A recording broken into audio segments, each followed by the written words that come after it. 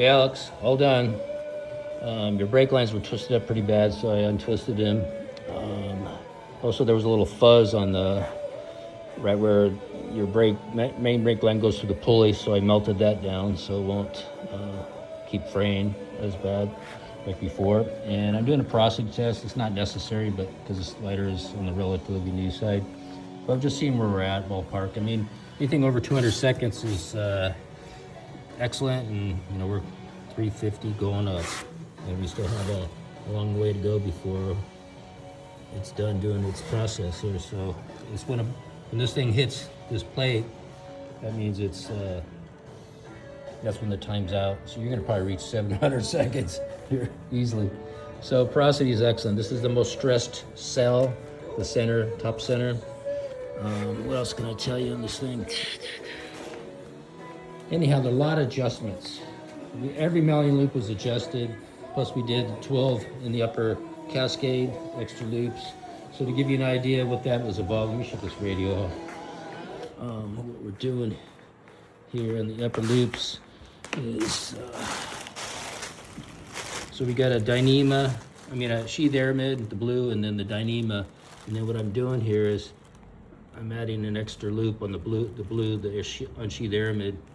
And so it has, some of them have anchor stitches and some of them have double loops on them. And so each and every one, well, not each and every one, but most of them had to be adjusted all the way across the board. So that was time consuming because you had to, have to take the lines off from the risers and work my way up. I only charged $10 adjustment on you, so that was pretty, I think, super reasonable because this is the third day on this glider. Actually, 2 full days. So anyhow, and then malleing loops. I mean, we got, these things are, because I had to, adjust the glider down to the shorter lines, which was your outer lines. The adjustments here were up in the upper cascades for the line group 3 on the outside for the A lines, and same with the B. I had to do a double loop on the outside one on the B's, and then anchor stitch pluses on the other one. So what I'm getting at here is I'm gonna need to kite this, because with all these adjustments, the numbers are perfect. They're all right now, but I just want to double check to see how she's flying, kiting to make sure, because it's just every adjustment that could be made has been made on this thing, on the malleing end.